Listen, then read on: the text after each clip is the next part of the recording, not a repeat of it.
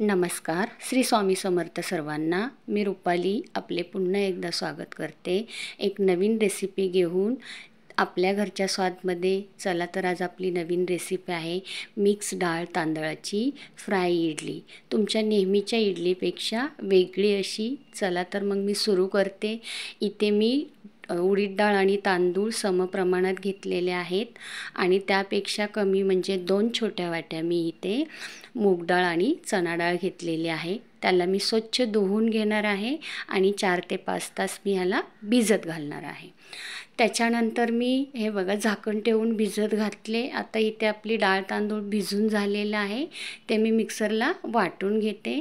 त्याच्यामध्ये मी 2-4 मिरच्या, कढीपत्ता आणि थोडंसं आलं कापून घेणार आहे आणि हे मी वाटून घेणार आहे. हे बघा वाटून घेते.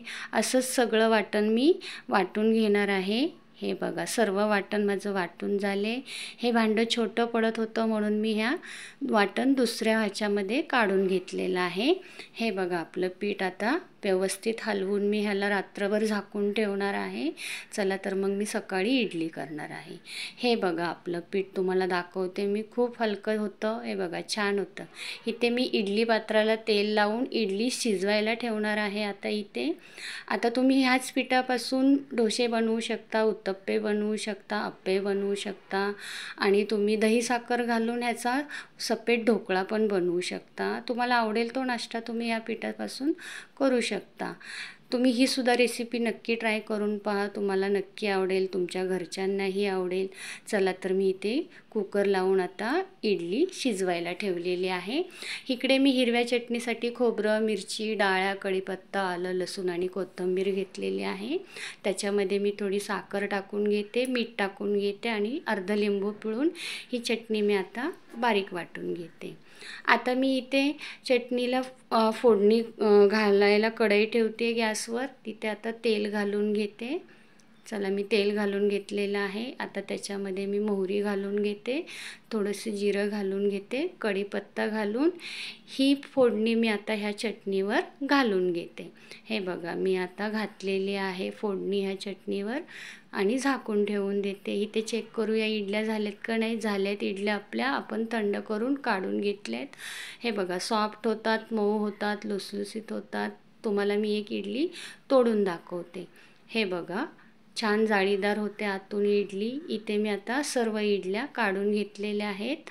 चला तर इकडे मी कढई गरम करायला ठेवली आहे गॅसवर. आता तेल गरम झालेलं आहे. त्याच्यामध्ये मी मोहरी घालून घेते, जिरं घालून घेते, थोडीशी लाल तिखट पण घालून घेणार आहे. थोडे सफेद तीळ पण मी घातलेले आहे त्याच्यामध्ये. आता मी इथे 2 चमचे लाल तिखट घालून घेते. गॅस आपल्याला एकदम बारीक ठेवायचा आहे. चवीपुरतं मीठ घालून घेते आणि मी आता थोडासा टॅमॅटो सॉस घालून घेतलेला आहे आणि मग शेजवान सॉस घालून घेते आणि हे मिश्रण मी व्यवस्थित हलवून घेते. आता इथे मी चिरून घेतलेली कढीपत्ता, कोथिंबीर घालून व्यवस्थित हलवून घेतलेलं आहे आणि आता इथे आपल्याला इडल्या घालून घ्यायच्या आहेत. ही इडली खूप सॉफ्ट होते, तुटू शकते. त्याच्यामुळे हलवताना तुम्ही खूप हळूहळू हलवा. आता ह्याच्यावर थोडा वेळ आपल्याला झाकण ठेवायचं आहे आणि नंतर पुन्हा झाकण काढून व्यवस्थित हलवून परतून घ्यायच्या आहेत. हे बघा छान लागतात इडल्या. तुम्ही पण ट्राय करा. आता झालेल्या आहेत आपल्या इडल्या. चला तर मी काढून घेते. तयार आहे आपली फ्राय इडली हिरव्या चटणीबरोबर. चला तर माझी रेसिपी आवडल्यास लाईक करा, शेअर करा, सबस्क्राईब करा आणि धन्यवाद.